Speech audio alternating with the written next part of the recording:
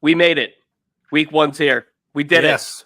Finally, we've arrived. Welcome to football, everybody. Football's back, to football. Man. Football's Good afternoon. Good afternoon, everybody. This is the Southside Beat, streaming live on DK Pittsburgh Sports on YouTube and available later, of course, where podcasts are found.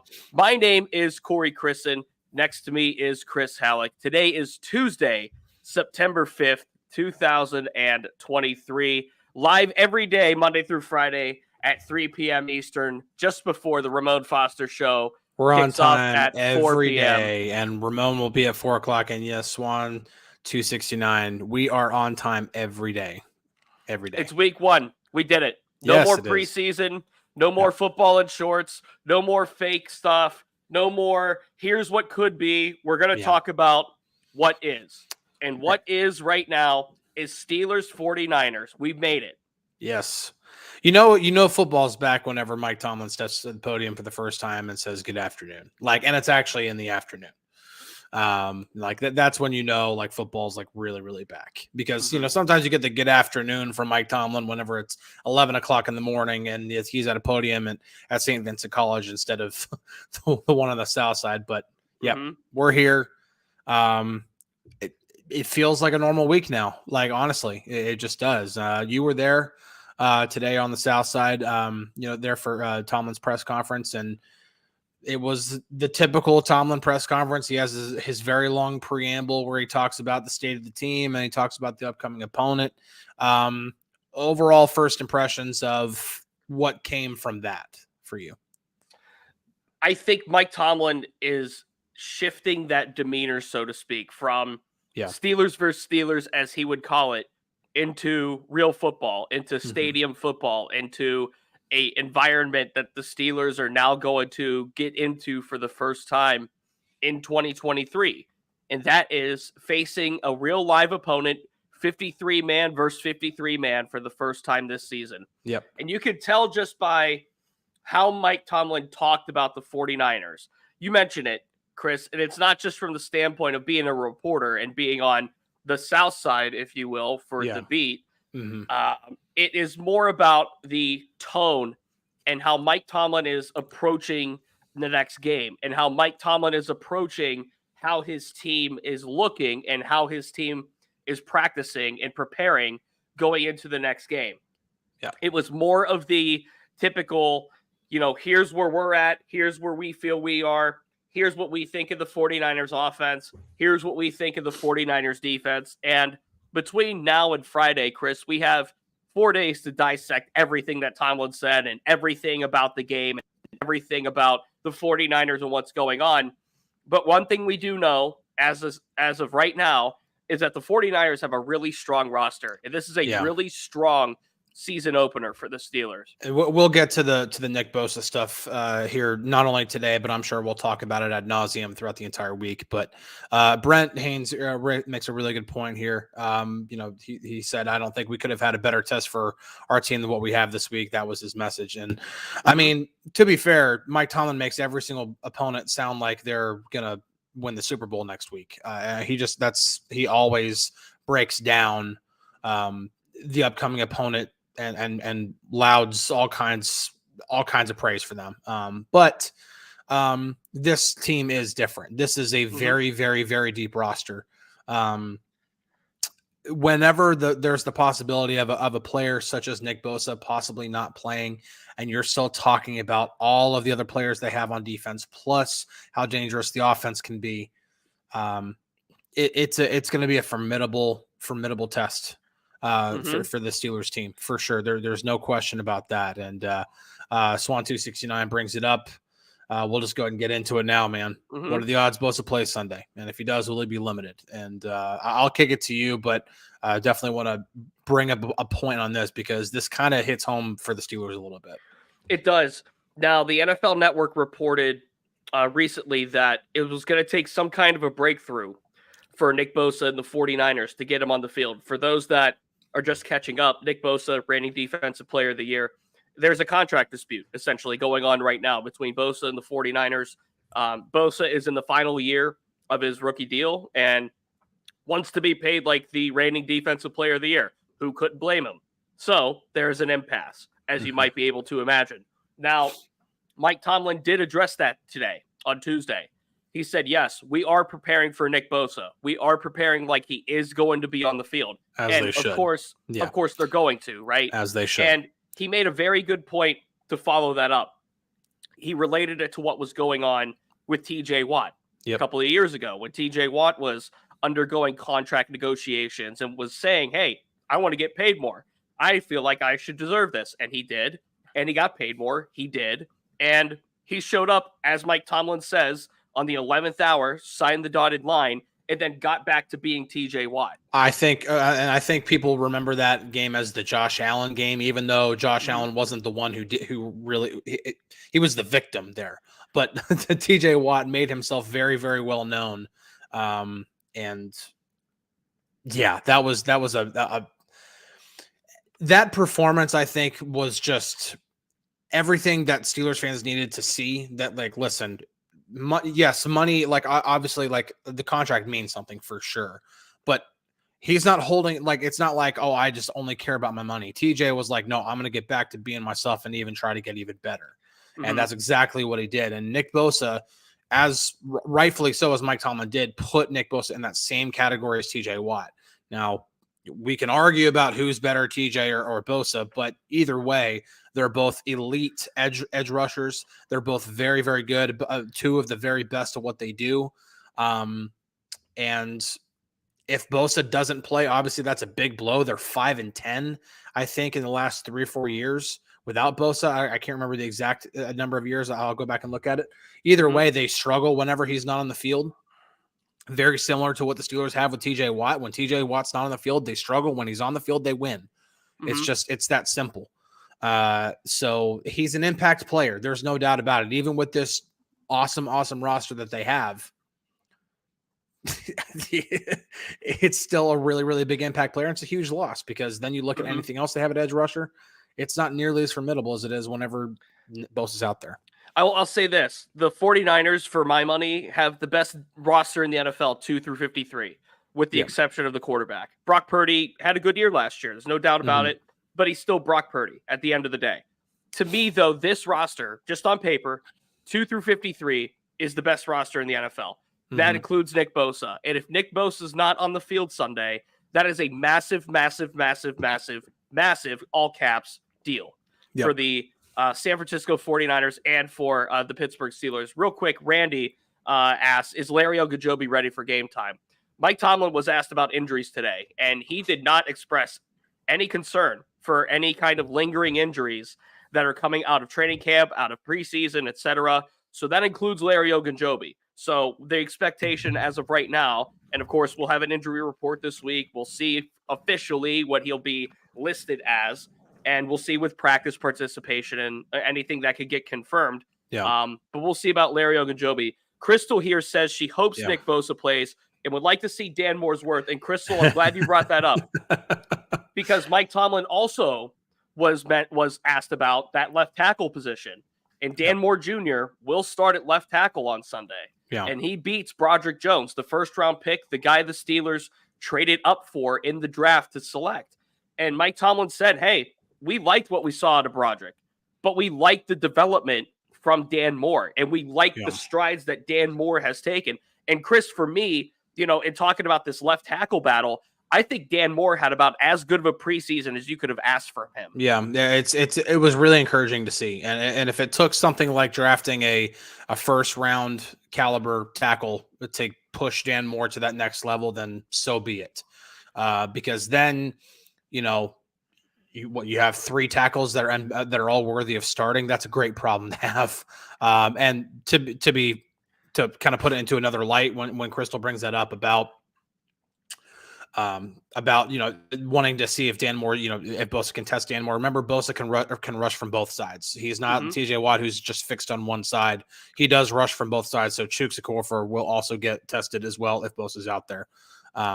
So really that'll be a great way to see, okay, where's Chooks at? Because if Chooks begins to falter a bit, Dan, who says that Dan Moore can't eventually slide over to right tackle, become the starting right tackle of the future, and Broderick Jones steps in at left tackle. So it's very possible as well. Very possible as well. Another good point here from Crystal. She asked, hey, was Mike Tomlin soft padding an excuse as to why Naji Harris was not named a team captain, and that Naji's image has been put through the ringer for the last 4 weeks? Let's address the first part there. No, Mike Tomlin was not. No. Naji Harris was not elected a team captain because the team does not believe in him or because of his, perceived image or whatever it might have been. No. Look at the 4 captains, okay? Cam Hayward a given, TJ Watt a given, Miles Killebrew, your special teams captain, a reigning guy from last year. And then last year, it was between Mitch Trubisky and Naji Harris. Having Mitch Trubisky elected as a captain and having Kenny Pickett elected as a captain, I'm going to have more on this on the website later, DKPittsburghSports.com. Having Mitch Trubisky elected as a captain and having Kenny Pickett elected as a captain are 2 totally different things.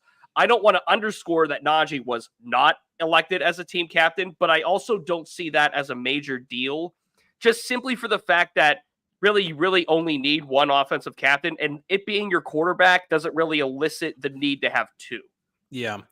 I think you can only have so many captains, right? And really the captains are the ones who they're the ones who get in front of the cameras. They'll talk to the media once a week because that's at least for the offensive and defensive captains, they talk every week. Now, last year, the quarterback always talks, like no matter what. When it was Mitch Trubisky, when Mitch was the starter, he was the one who talked. When Kenny took over, he was the one who talked. And then every single captain talked. Cam always talked. TJ always talked.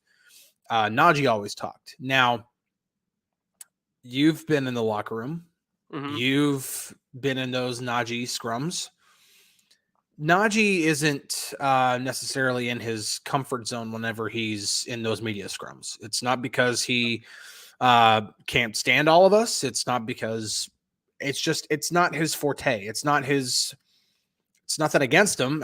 As somebody who wants to get answers out of him, I respect the fact that he might not like that situation very much. Mm-hmm. And if he's best being kind of a behind the scenes leader, not being this, hey, I'm a leader, I'm out in front, I'm a captain. Mm-hmm. And he's just being the same leader that he is, no matter whether he's a captain or not a captain, mm-hmm. that's still in there. It just, when somebody's like a captain, then not a captain, there's always these questions that arise, and rightfully so, that people are curious. They want to know why.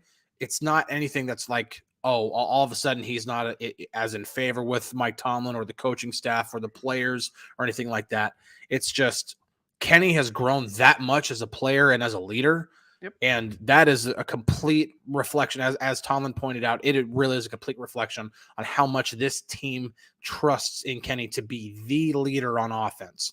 And, mm-hmm. guys like Naji, even Deontay is kind of a leader in his own right. Not nearly as vocal, but you still have other leaders on that offense, Mason Cole being another one. They don't have to have the captain status in order to be real leaders in the locker room. See, and Teresa in our YouTube comments makes another valid point. Essentially what Mike Tomlin says, Kenny being named captain speaks more about how the team feels about him. Yeah. And the QB is traditionally the captain of the offense. Here's a small factoid that I'll spoil that I will have in my story later on DKPittsburghSports.com. Mm-hmm. Ben Roethlisberger was not named the team captain until year 5 in this thing. Yeah. So the quarterback doesn't, quote unquote, need to be the captain every year. I mean, of course, back then it was Hines Ward. Yeah. So a good one to have, right? Right. But that does speak volumes, I think. And I don't think it is a slight to Naji Harris whatsoever. No, not I think this is more just about style and personality. And again, Kenny's rapid growth mm-hmm. and how he has just taken this team and made it his. Yeah. So, and that's the thing about Naji Harris too, by the way, to launch into a quick discussion about the Steelers starting running back. The gloves are going to be off when it comes to Naji. He was on a pitch count in the preseason. Why do we know that he was on a pitch count? Because he and Matt Canada both said so. Naji Harris was on a pitch count this preseason. He wasn't going to take a ton of work. Yeah. He wasn't going to be, the feature guy of the offense, so to speak, throughout the preseason. So if there is a little concern about, Naji only had whatever it was, like 8 carries for 20 yards or whatever. I don't know off the top of my head. I didn't research that. But if there's a concern as to the stats, so to speak, that he put up in the preseason, really there shouldn't be. Naji Harris needed to come into this season healthy. Look at last season and what happened. He came in with the Lisfranc sprain. He wasn't himself for the first half of the season, and it took him a while to get his feet back underneath him. He's 100% going into game one. He is 100% going into a really tough, for my money, the top dog in the NFC right now as far as contenders to make a Super Bowl. So that's the explanation on Naji Harris right now. Yeah. AJ Dubs says, got here late. Sorry if you addressed it, but why was Tomlin emphasizing tackling for limiting, I'm assuming that's wide receivers. The 49ers, yeah. Oh, the Niners, yeah. Okay, this is where you're going to see that I'm the old guy in the room. I don't read text like what's LOL, like, no, I'm joking, but it's because, and honestly, this is more directed at how dangerous the 49ers are in those instances. They are, because Christian McCaffrey, Deebo Samuel, Brandon Ayuk, they have so many weapons. George Kittle, if he plays, we know that Kittle's injured and it's not looking good right now for him, but we'll see. Either way, Kittle or no Kittle, they do so good at the short passing game, which, again, is good for Brock Purdy because he doesn't have to go, be back there and dissect the defense for 3 seconds every single time. He can get rid of the ball quick, and Kyle Shanahan does such a great job at creating space for those guys to make catches and run after the catch. And that's honestly why Mike Tomlin really, really stressed that. It's because, listen, this isn't going to be one of those games where we're going to be able to get back and sack Brock Purdy 5-6 times. It's going to be containment. It's going to be making sure that we do everything we can to take away those short underneath throws and limit anything that they can possibly get after the catch, because those 5-yard catches can easily turn into 20-yard gains if not everybody is doing their job and they're in the spot where they need to be. And so that's why he's putting that kind of stress on it, because it is that important. I don't think it's an indictment on his players. I just think that it's a translation from probably what he's saying in the meeting room. Like, listen, if we don't do this, we're going to get shredded all day. And that's just the facts. Paraphrasing what Mike Tomlin said, San Francisco can run long and throw short. Yep. That is the basis of what he said. They have running backs in Christian McCaffrey, who is one of the best in the NFL. And Elijah Mitchell, by the way, is a good number 2. Yeah, really good number 2 running back. He is. So the 49ers have a couple of really good running backs. They have a very, very strong offensive line. They have the ability to break. I'm going to argue with you on that one. I think they do. Trent Williams, for me, is the best left tackle in the league. Absolutely is. And that's a really good anchor to have. I think it's a very strong offensive line. I think it's a bit overrated. I think it's the weakness on the roster. Okay. And the weakness on a very strong roster is still not bad.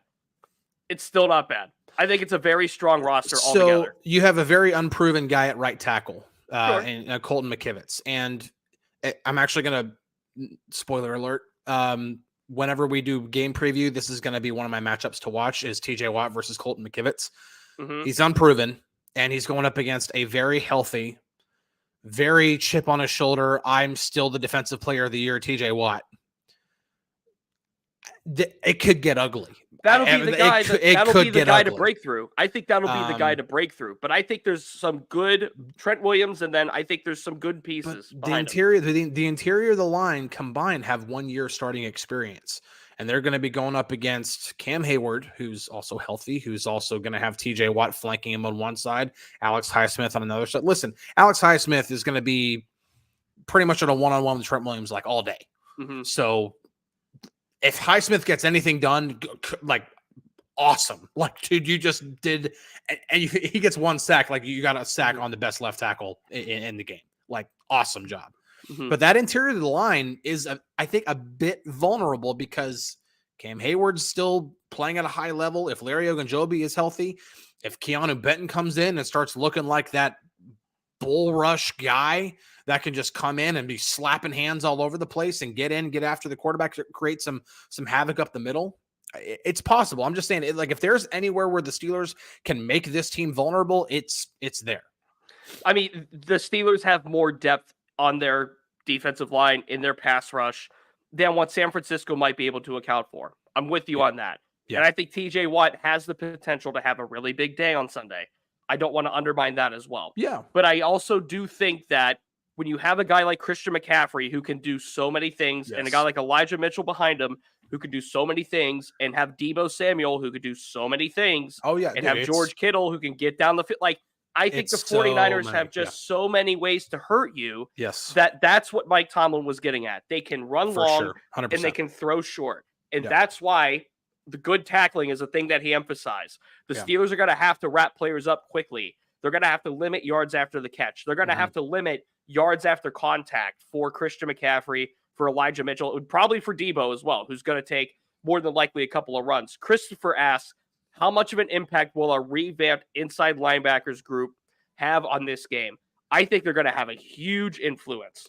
One way or the other. One way or the other. I think it's a huge. I mean, every game, obviously every game is going to be impacted in some form by the inside linebackers. Yeah. But this matchup specifically, where Christian McCaffrey can go line up in the slot, he can come run routes out of the backfield. Yeah. They could do just about anything with Deebo Samuel.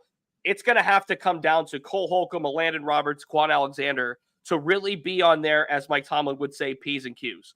That unit is going to have a really good game. And, earlier this week, I talked to Quan Alexander about communication and evolving, and he said he feels this group is doing a good job with all of that. So sharpening that, so to speak, going into week one is going to be more vital than ever. And this is a brand new, fresh unit coming out compared to what was there last year. Yeah. Let's see. Chad here. Thoughts on Calvin Austin in this game? Now, there's a lot of intrigue about Calvin Austin because, well, not only because of just his actual, like, his talent that he has. He's one of those little bitty guys that can run real fast and change directions, like even faster somehow. And obviously with the injury last year, we didn't get to see him in a stadium at all. Not even in the preseason. I would anticipate that anything that happens with Calvin Austin is going to be, at least on the offensive side, you're going to see kind of it's going to be gradual. Like, you're not going to see Calvin Austin getting 6-7 touches on offense in this game. I'd be shocked if it were that many. Not only because there are how many receivers ahead of him on the depth chart, including tight end Pat Freiermuth. So the ball can only go to so many different guys, so many times.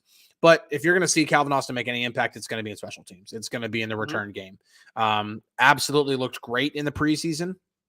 Mike Tomlin made a really good point today that sometimes special teams is more about, just like I pointed out last week, that a lot of the times in preseason, special teams is more about what a team is doing for itself instead of game planning against the opponent. And you kind of see the same thing in special teams. Sure. They're focusing on certain things, certain protections, certain, techniques, whatever it is. And so you'll get a really good test on just how good the Steelers special teams will be in this game.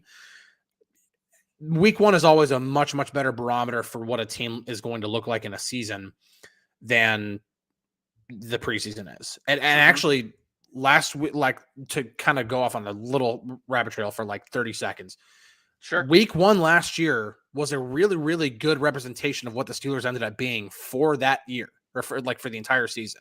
The defense tied for the league lead in interceptions. They took the ball away from Joe Burrow. How many times last year? I think it was 5 times, 5 interceptions.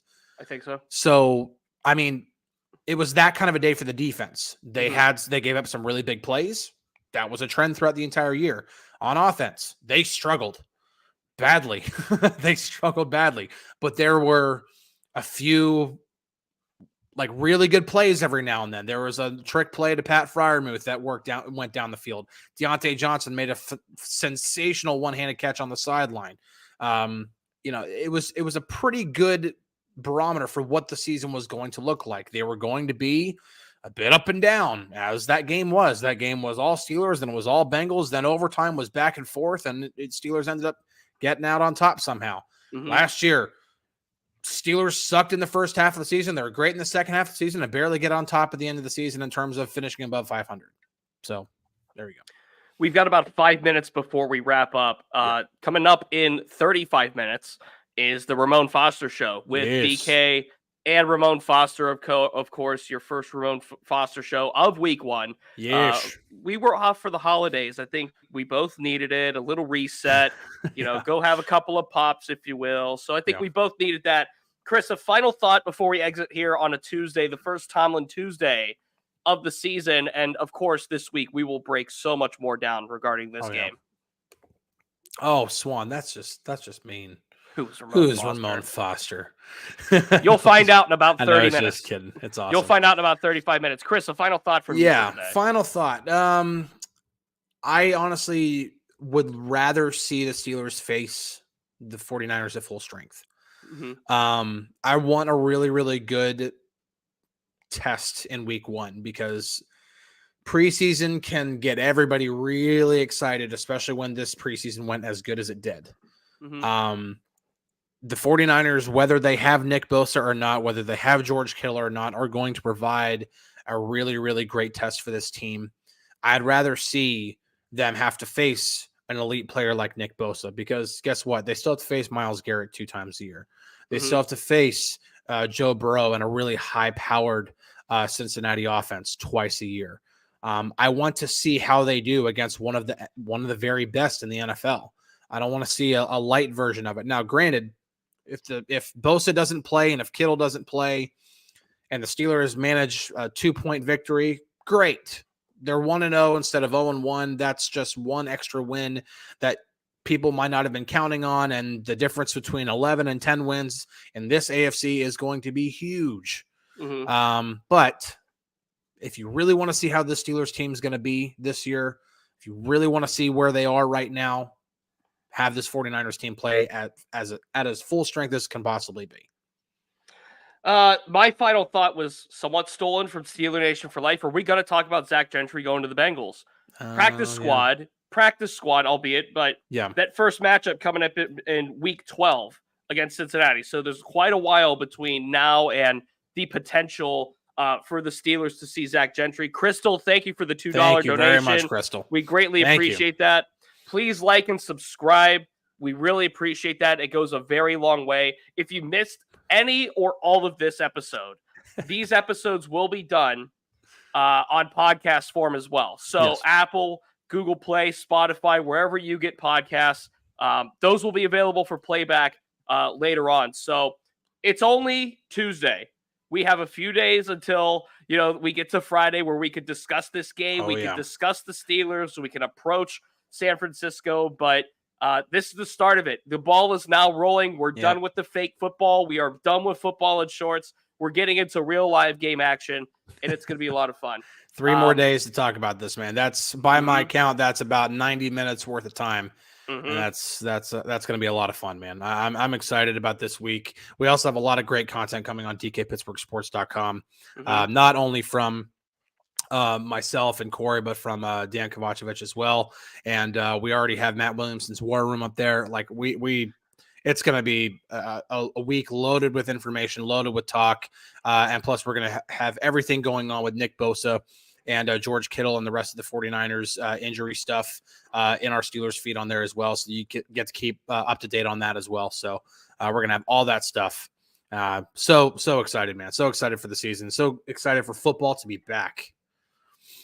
Chris has to hit the drop-off, the pickup line. I have to hit PNC Park. I got a baseball game to cover tonight. Heck yeah, man. We'll talk to you all tomorrow, 3 p.m. Eastern, on the Southside Beat. Peace.